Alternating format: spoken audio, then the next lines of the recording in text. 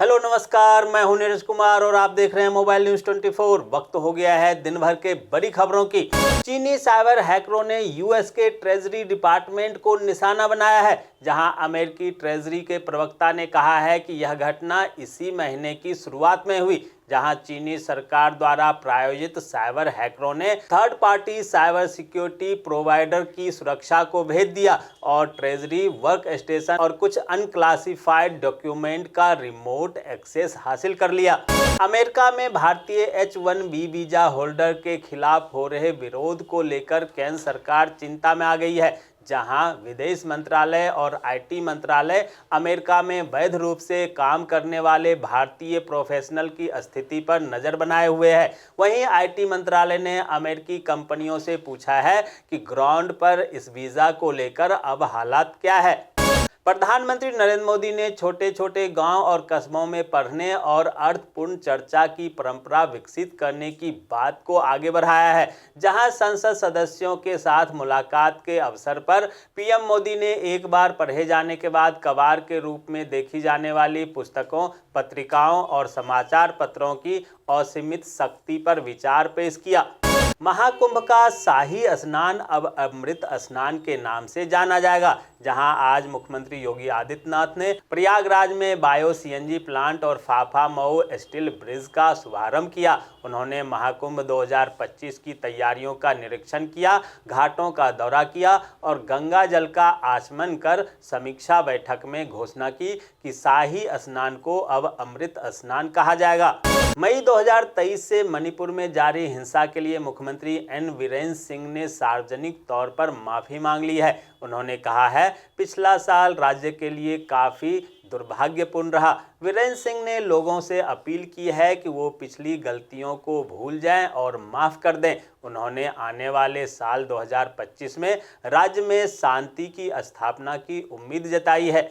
दोस्तों, आगे बढ़ने से पहले आपसे रिक्वेस्ट है कि अगर आपने अभी तक इस न्यूज़ को लाइक और कमेंट नहीं किया है तो प्लीज़ लाइक और कमेंट कर दीजिए, क्योंकि आपके लाइक और कमेंट का मैं कब से इंतजार कर रहा हूं। और जैसा कि आपको पता है कि कमेंट करने वाले लोगों के नाम हम न्यूज़ के लास्ट में बताते हैं, इसलिए न्यूज़ को लास्ट तक जरूर देखिए। तमिलनाडु के मुख्यमंत्री M.K. स्टालिन ने सोमवार को शाम कन्याकुमारी तट पर विवेकानंद रॉक मेमोरियल और 133 फीट ऊंची तिरुवल्लुर प्रतिमा को जोड़ने वाले 77 मीटर लंबे और 10 मीटर चौड़े कांच के पुल का उद्घाटन किया।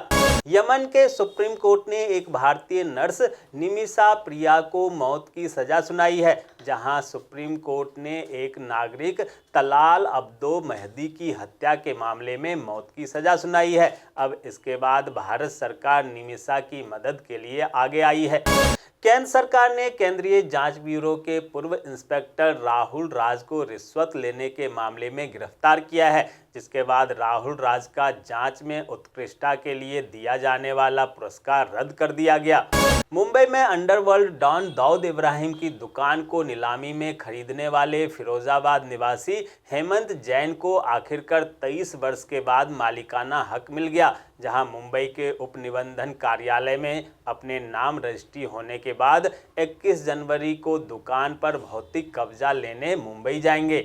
बिहार के मुख्यमंत्री नीतीश कुमार ने राज्य के नवनियुक्त राज्यपाल आरिफ मोहम्मद खान और राजेंद्र विश्वनाथ अर्लेकर से शिष्टाचार मुलाकात की, जिसकी तस्वीर राजेंद्र विश्वनाथ अर्लेकर ने अपने सोशल मीडिया हैंडल पर शेयर किया है। बता दें कि राजेंद्र विश्वनाथ अर्लेकर को केरल का नया राज्यपाल बनाया गया है, जबकि वहां के राज्यपाल आरिफ मोहम्मद खान को बिहार का राज्यपाल नियुक्त किया गया है।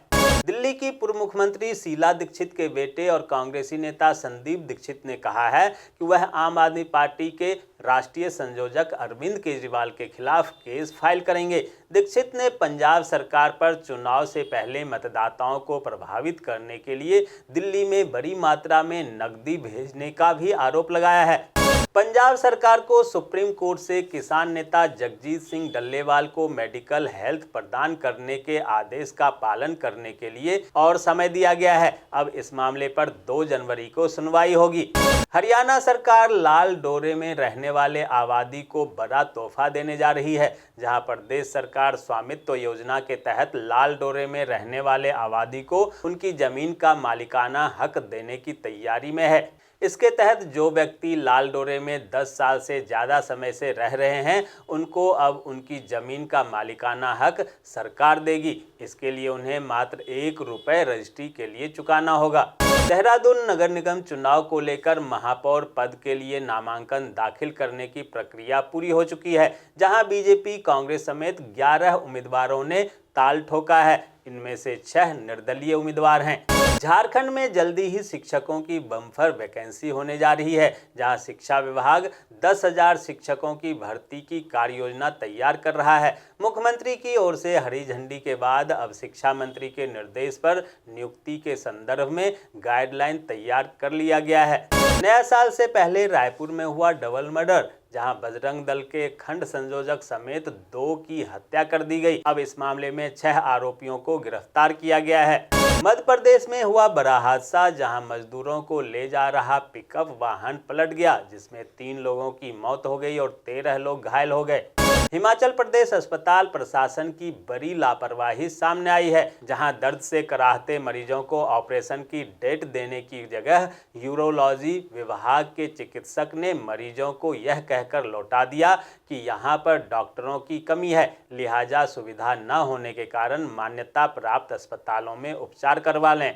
वैष्णो देवी रोपवे प्रोजेक्ट को लेकर जारी बंद पर उपराज्यपाल मनोज सिन्हा ने कहा कि यह परियोजना किसी की आजीविका नहीं छीनेगी, बल्कि और ज्यादा लोगों को आर्थिक खुशहाल बनाने के लिए ये काम करेगी। यह यात्रा को और सुगम बनाने के साथ ही श्री माता वैष्णो देवी के दर्शन के लिए आने वाले श्रद्धालुओं की संख्या में वृद्धि करेगी। मुंबई पुलिस ने पिछले दिनों घाटकों पर होर्डिंग ढहने के मामले में एक मुख्य आरोपी को उत्तर प्रदेश की राजधानी लखनऊ से गिरफ्तार किया है। आरोपी की पहचान व्यवसायी असरद खान के रूप में हुई है। वह पिछले 7 महीने से फरार था। अहमदाबाद से 75 किलोमीटर दूर लोथल में विश्व का सबसे बड़ा हेरिटेज कॉम्प्लेक्स तैयार हो रहा है। यह 4500 करोड़ रुपए की लागत से तैयार किया जा रहा है। इस कॉम्प्लेक्स में लोथल के 5000 पुराने इतिहास की झलक देखने को मिलेगी।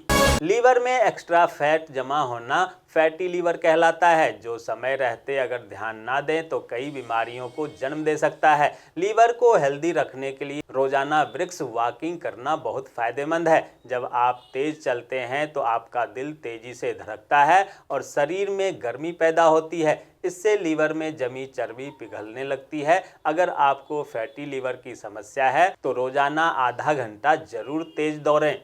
दक्षिण मध्य रेलवे में अप्रेंटिस के पदों पर भर्ती निकली है। 10वीं IIT पास अभ्यर्थी 27 जनवरी तक ऑफिशियल वेबसाइट पर जाकर आवेदन कर सकते हैं।